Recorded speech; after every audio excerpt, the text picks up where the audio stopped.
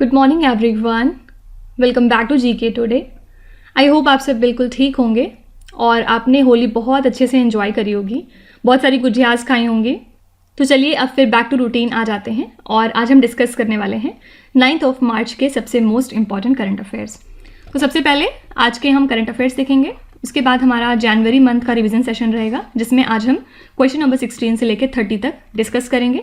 और फिर हमने कैटेगरी वाइज रिवीजन में आज कौन सी कैटेगरी रखी है, होस्ट की, इंपॉर्टेंट होस्ट एंड कॉन्फ्रेंसेस देखेंगे और लास्ट में हमारा क्विज का सेशन रहेगा। ठीक है, चलिए बिना देर करते हुए अब शुरू करते हैं। फर्स्ट क्वेश्चन है, HUID number which was seen in the news recently is associated with which element और प्रोडक्ट। आपको बताना है कि ये नंबर किस पर्टिकुलर चीज़ से रिलेटेड है। सबसे पहले HUID का फुल फॉर्म क्या होता है, हॉलमार्क यूनिक आइडेंटिफिकेशन नंबर, और ये एक तरह का यूनिक 6 डिजिट का अल्फा न्यूमेरिक कोड होता है जिसमें कि नंबर्स और लेटर्स दोनों होते हैं। ठीक है, इसको मैनुअली स्टैम्प किया जाता है ज्वेलरी के पीस के ऊपर, उसकी प्योरिटी और जो गोल्ड की फिटनेस है उसको वेरीफाई करने के लिए। किस वजह से ये आजकल न्यूज़ में है, हमारी union ministry for consumer affairs, food and public distribution ने ये अनाउंस किया है कि अब से जो गोल्ड ज्वेलरी सेल होगी इंडिया में या फिर जो गोल्ड आर्टिफैक्ट सेल होंगे वो विदाउट HUID नंबर के सेल नहीं हो सकते। मतलब हर एक जो ज्वेलरी का पीस है गोल्ड का उसके ऊपर ये नंबर होना मैंडेटरी है। कब से इफेक्ट में आ जाएगा ये, फ्रॉम 1 अप्रैल 2023। ठीक है, मतलब अगर आप कोई भी सामान गोल्ड का खरीद रहे हैं, अगर उस पर 1 अप्रैल के बाद ये नंबर नहीं है तो ये चीज़ टोटली प्रोहिबिटेड है। फाइन, तो याद रखिएगा ये HUID नंबर किससे एसोसिएटेड है, गोल्ड से। फुल फॉर्म क्या बताया आपको, hallmark unique identification number. Next है, which institution has designed the advance टोर्ड आर्टिलरी गन सिस्टम। आपको बताना है कि कौन से इंस्टीट्यूट है जिसने एडवांस टोर्ड आर्टिलरी गन सिस्टम को डेवलप किया है। एक्चुअली इंडियन आर्मी ने ये प्रपोज किया है कि जो हमारी इंडिजिनस एडवांस टोर्ड आर्टिलरी गन सिस्टम है उसको ये एक्वायर करेंगे। किस लिए, ताकि जो क्रिटिकल कैपेबिलिटी गैप्स हैं हाई एल्टीट्यूड रीजन्स में उनको फिल किया जा सके। ठीक है, और इसको किसने डिज़ाइन किया है, defence research and development organisation ने, ताकि इसके थ्रू हम रिप्लेस कर सकें हमारी करंट 155 mm आर्टिलरी सिस्टम को जो कि सर्विस में है, दैट इज़ द बोफोर्स टोर्ड गन्स। ठीक है, तो बस सिंपली याद रखिएगा कि एडवांस टोर्ड आर्टिलरी गन सिस्टम किसने डेवलप किया है, DRDO ने। नेक्स्ट है, as per the periodic labour force survey report for 2021 to 22 what is the employment fraction in the farm sector. इस रिपोर्ट के मुताबिक आपको बताना है कि फार्म सेक्टर में कितना % एम्प्लॉयमेंट फ्रैक्शन मौजूद है प्रेजेंट में।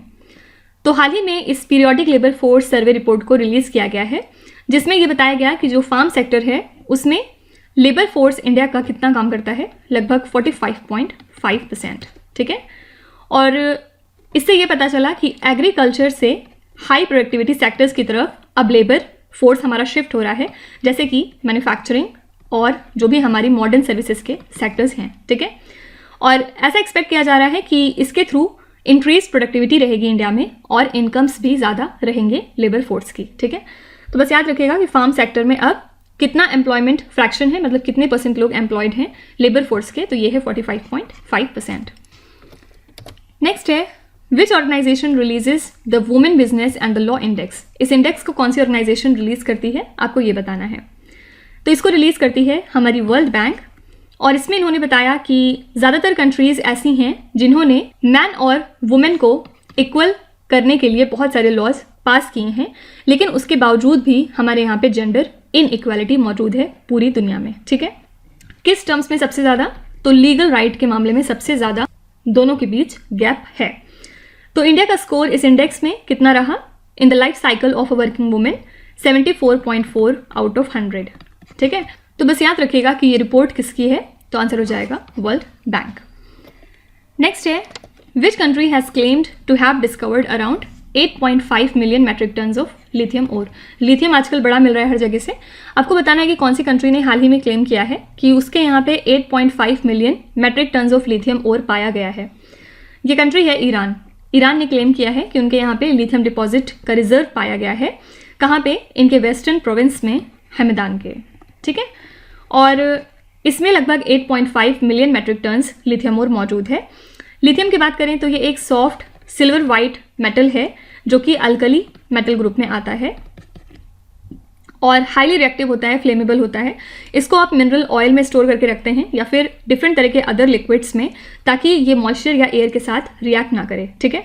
और किस वजह से आजकल लिथियम बहुत इंपॉर्टेंट हो गया है, क्योंकि लिथियम का यूज़ हम करते हैं रिचार्जेबल बैटरीज में for electronic devices and electric vehicles. सब जानते हैं कि इलेक्ट्रिक व्हीकल्स को कितना ज़्यादा प्रमोट किया जा रहा है बिकॉज ऑफ पोल्यूशन, और अगर आपको इलेक्ट्रिक व्हीकल्स बनाना है तो उसके लिए आपको रिचार्जेबल बैटरीज बनानी पड़ेंगी, और रिचार्जेबल बैटरीज के लिए आपको लिथियम की ज़रूरत पड़ेगी, ठीक है। और कुछ दिनों पहले हमें पता है कि लिथियम हमें इंडिया से 2 जगह से मिला है। First of all Jammu and Kashmir में मिला था हमें जनवरी मंथ में, और उसके बाद अभी कुछ दिनों पहले हाल फिलहाल में हमें कर्नाटका स्टेट में भी मिला है, यहाँ के मांड्या डिस्ट्रिक्ट से, ठीक है। तो ये याद रखिएगा, क्योंकि अब तक लिथियम का कोई भी रिजर्व इंडिया में नहीं था और हमें इसकी वजह से लिथियम को इंपोर्ट करना पड़ता था, लेकिन अब इंडिया में 2 रिजर्व इसके मिल चुके हैं। नेक्स्ट है a super speciality cancer and research centre has been set up in which Indian state in line with the NPC-DCS programme. इस प्रोग्राम के तहत एक कैंसर और रिसर्च सेंटर कौन से स्टेट में सेटअप किया जा रहा है, आपको ये बताना है। तो इंडियन गवर्नमेंट ने लॉन्च किया था इस नेशनल प्रोग्राम को for prevention and control of cancer, diabetes, cardiovascular diseases and stroke को, कब? 2010 में, ठीक है। और इसी के लाइन में एक 164 बेड का super speciality cancer and research centre setup किया जा रहा है मिजोरम स्टेट में। तो जापान इंटरनेशनल कोऑपरेशन एजेंसी मतलब जीका और इंडियन गवर्नमेंट ने इसके लिए लोन एग्रीमेंट भी साइन किया है, जिसमें डिसाइड हुआ है कि जापान 560 करोड़ रुपीस का क्रेडिट इंडिया को प्रोवाइड करेगा इस प्रोजेक्ट के इम्प्लीमेंटेशन के लिए, ठीक है। तो याद रखिएगा, ये जो सुपर स्पेशलिटी कैंसर और रिसर्च सेंटर है ये कहाँ पे सेटअप हो रहा है, तो ये सेटअप हो रहा है मिजोरम स्टेट में। नेक्स्ट है what is the main contaminant present in the India made cough syrups which is said to have cause deaths in Gambia. ये क्वेश्चन हम कई दिन से पढ़ते चले आ रहे हैं कि इंडिया में जो कप सिरप्स बने हैं उनकी वजह से ऐसा पाया गया कि गैम्बिया में बहुत सारे बच्चों की डेथ हुई है। आपको बताना है कि वो जो कप सिरप इंडिया से गए थे उसमें कौन सा एलिमेंट है जो मेन कंटामिनेंट के तौर पे उस सिरप में पाया गया है। एक्चुअली आपने सुना होगा अक्यूट किडनी इंजरी के बारे में, जिसको आप अक्यूट रेनल फेलियर भी कहते हैं। ये जो किडनी की फंक्शनिंग होती है हमारी, वो अगर अचानक से बंद हो जाती है तो उसी को हम कहते हैं अक्यूट किडनी इंजरी, ठीक है। और ये गैम्बिया में बच्चों के अंदर पाया गया। तो इन्वेस्टिगेशन लीड किया US centre for disease control and prevention ने, और उन्होंने बताया कि ये जो अक्यूट किडनी इंजरी क्लस्टर पाया गया है वहाँ के बच्चों में, वो बिकॉज ऑफ इंडिया के कप सिरप की वजह से था। और ये जो इंडिया के कप सिरप थे ये कंटामिनेटेड थे with die ethylene glycol and ethylene glycol, ठीक है। उस कप सिरप में ये वाला जो एलिमेंट है ये एज अ मेन कॉन्टामिनेंट पाया गया है। तो याद रखिएगा, सबसे पहले कौन सी कंट्री में डेथ हुई है बच्चों की because of Indian cup syrup, ये कंट्री है गैम्बिया। और किस प्रोडक्ट की वजह से हुई है, तो ये है di ethylene glycol and ethylene glycol. Next है as per the CAMPA data which state did not utilise 45% of the funds allotted for compulsory afforestation between 2017 and 2022। तो कैंपा के डेटा के मुताबिक कौन सा स्टेट है जिसने अपने फंड्स को पूरी तरीके से यूज़ नहीं किया है, जो कि सेंटर उनको प्रोवाइड करता है कंपलसरी एफॉरेस्टेशन के लिए।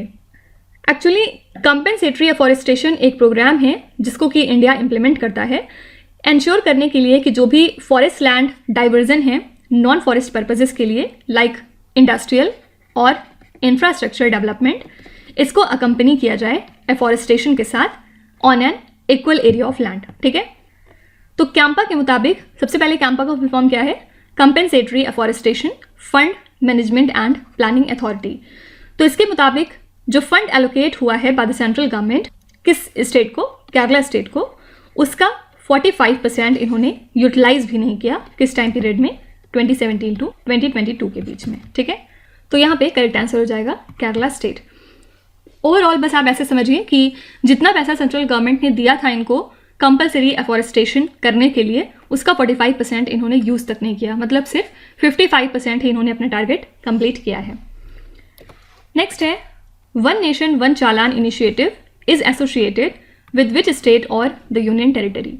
One nation one challan initiative किसका है, आपको ये बताना है। तो ये इनिशिएटिव है गुजरात स्टेट का। इसका एम है जो भी रिलेटेड एजेंसीज हैं उनको इंटीग्रेट करना, like traffic police and regional transport offices, इनको एक सिंगल प्लेटफॉर्म पे लाया जाएगा seamless collection of traffic fines के लिए और डेटा ट्रांसफ़र के लिए, ठीक है।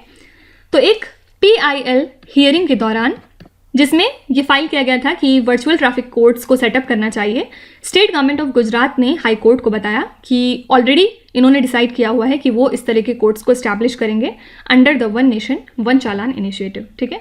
तो बस याद रखिएगा ये इनिशिएटिव किसका है, गुजरात स्टेट गवर्नमेंट का। अच्छा, अगर आपसे कोई पूछे कि येलोस्टोन नेशनल पार्क कौन सी कंट्री का है, तो ये लाई करता है US में। और किस वजह से आजकल न्यूज़ में है, क्योंकि हाल ही में इन्होंने अपना 151st एनिवर्सरी सेलिब्रेट किया है, ठीक है। किस वजह से येलोस्टोन नेशनल पार्क इंपॉर्टेंट है, क्योंकि ये माना जाता है कि पहला नेशनल पार्क है पूरी दुनिया का, ठीक है। तो याद रखिएगा ये कहाँ पे है, USA में। नेक्स्ट है नशा मुक्त भारत अभियान is an initiative launched by which union ministry. आपको बताना है कि नशा मुक्त भारत अभियान कौन सी यूनियन मिनिस्ट्री का इनिशिएटिव है। तो ये इनिशिएटिव है ministry of social justice and empowerment का, और इसका एम क्या है, अवेयरनेस रेज करना इंडिया के अंदर यूथ के अमंगस्ट स्पेशली, ठीक है।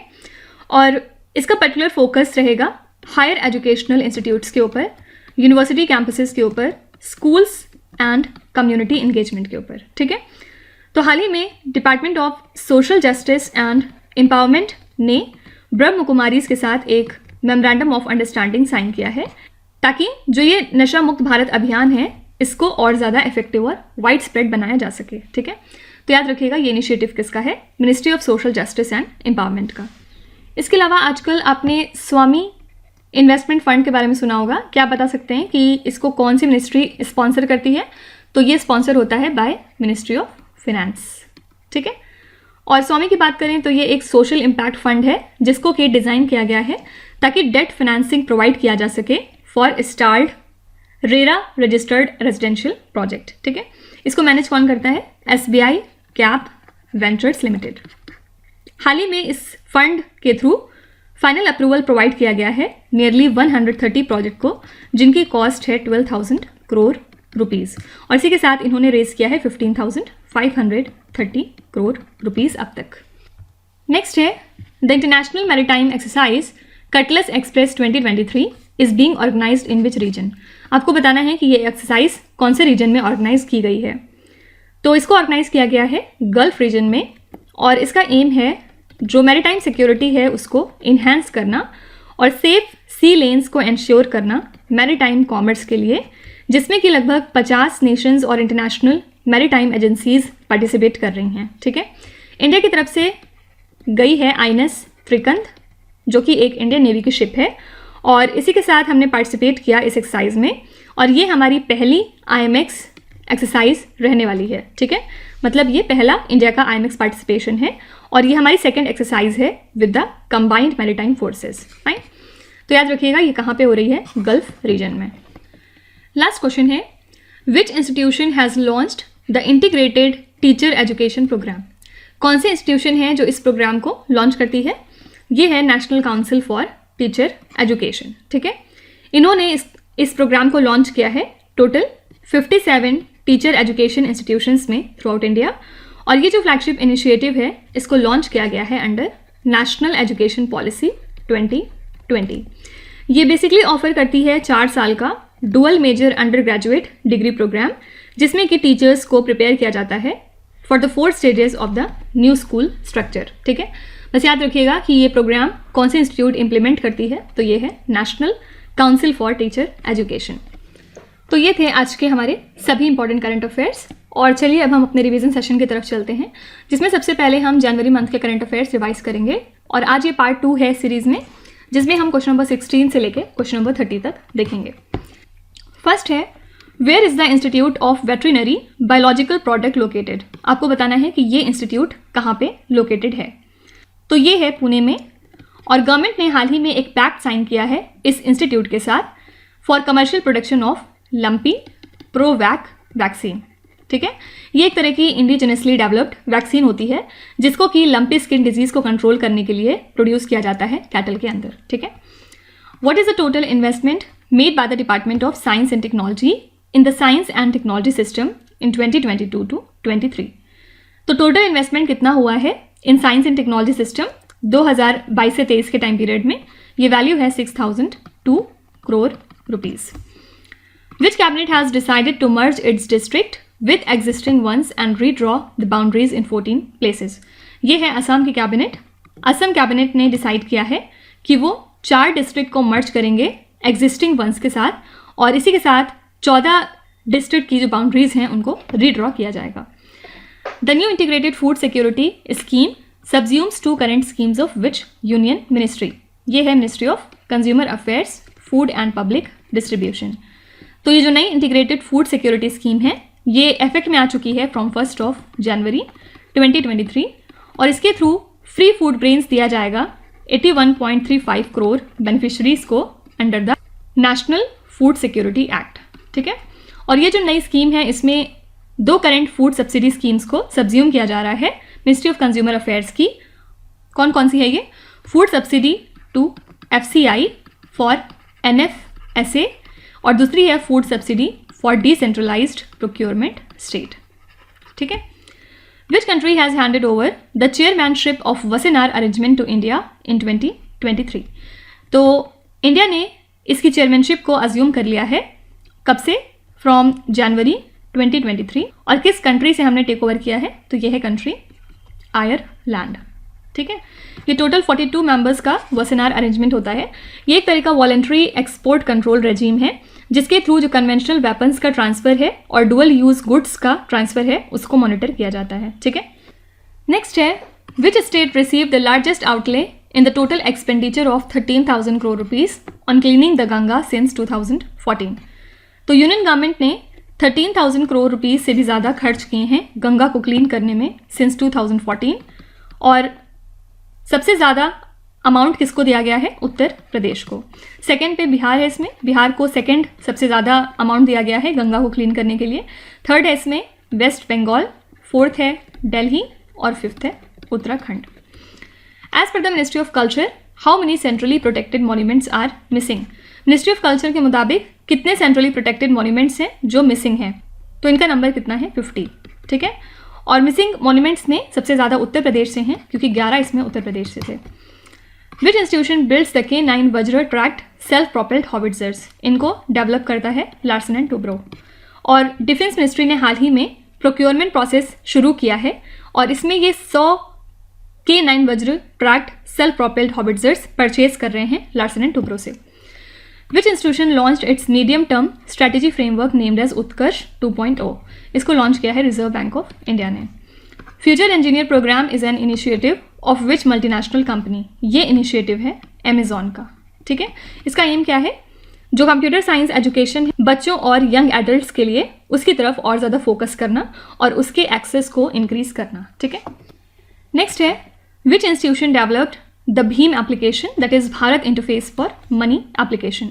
इसको डेवलप किया है national payments corporation of India ने, और भीम को लॉन्च किया गया था इंडिया में 2016 में. ठीक है. विच स्टेट लॉन्च्ड दीदिर सुरक्षा कवच एंड दीदिर दूत प्रोग्राम? ये दोनों प्रोग्राम हैं वेस्ट बंगाल के. और दीदिर सुरक्षा कवच में क्या है? लगभग 3.5 लाख वॉलंटियर्स घर घर जाएंगे और उनको स्टेट के जो वेलफेयर प्रोग्राम्स हैं उनके बारे में बताएंगे. ठीक है. और दीदिर दूत की बात करें तो ये एक एप्लीकेशन है जिसको कि डाउनलोड किया जा सकता है अगर आप अपनी प्रॉब्लम्स को रजिस्टर करना चाहते हैं तो. ठीक है. Ajay Kumar Srivastava has been appointed as MD and CEO of which bank? ये हाल ही में CEO बन चुके हैं इंडियन ओवरसीज बैंक के. Where is the headquarters of theosophical society located? इसका हेडक्वार्टर्स है तमिलनाडु में. और किस वजह से न्यूज़ में था? क्योंकि 147th international convention on theosophical society को हाल ही में ऑर्गेनाइज किया गया है इसके इंटरनेशनल हेडक्वार्टर्स में जो कि है अद्यार में. ठीक है. इस कॉन्फ्रेंस के लिए थीम क्या रखी गई थी? तो थीम थी our responsibility in the interconnected world. ठीक है. Which sports authority recently introduced yoyo and DEXA test in team selection criteria? Answer हो जाएगा क्रिकेट. तो BCCI मतलब board of control for cricket in India ने हाल ही में ये अनाउंस किया है कि योयो और डेक्सा टेस्ट को अब टीम सिलेक्शन क्राइटेरिया का हिस्सा बनाया जाएगा. डेक्सा टेस्ट का मतलब क्या है? ये एक तरह का डुअल एनर्जी एक्सरे एब्जॉर्प्शोमेट्री टेस्ट है जिसमें कि आप बोन डेंसिटी को चेक करते हैं यूजिंग द एक्सरेज. ठीक है. और योयो टेस्ट एक तरह का एरोबिक एंडोरेंस फिटनेस टेस्ट है जिसमें आपको मार्कर्स के बीच में रन करना होता है एट इंक्रीजिंग स्पीड, मतलब स्पीड बढ़ाते हुए। ठीक है, तो बस याद रखिएगा ये जो है अब टीम सिलेक्शन क्राइटेरिया का हिस्सा बन चुके हैं, किसमें, क्रिकेट में। फाइन, तो ये थे हमारे नेक्स्ट 15 क्वेश्चंस जनवरी मंथ के, और कल हम यहीं से कंटिन्यू करेंगे क्वेश्चन नंबर 31 से लेकर क्वेश्चन नंबर 45 तक। चलिए अब हम अपनी कैटेगरी वाला रिवीजन भी कर लेते हैं, जिसमें आज हम इंपॉर्टेंट होस्ट देखने वाले हैं। फर्स्ट क्वेश्चन है इसमें, which Indian city is the host of Asian wrestling championships 2023? इसके लिए होस्ट कौन सी इंडिया की सिटी है? ये है Nai Delhi. Which state is the host of India energy week 2023? Answer हो जाएगा Karnataka state. Which state is the host of the Bekal international beach festival? इस फेस्टिवल के लिए होस्ट है Kerala state. Which country is the host of united nations biodiversity conference COP15? तो इसके लिए host था Canada. Which city is the host of India water impact summit 2022? Answer is new Delhi. Which city is set to host the India International Science Festival 2022? इसके लिए host है Bhopal city. Which city hosted the National Conclave of Universal Health Coverage? Answer हो जाएगा Varanasi city. Which city is the host of the G20 Development Working Group Meeting? इसके लिए host है Mumbai city. Which state or the Union Territory is the host of 9th World Ayurveda Congress and आरोग्य expo 2022? इसके लिए host था Goa state.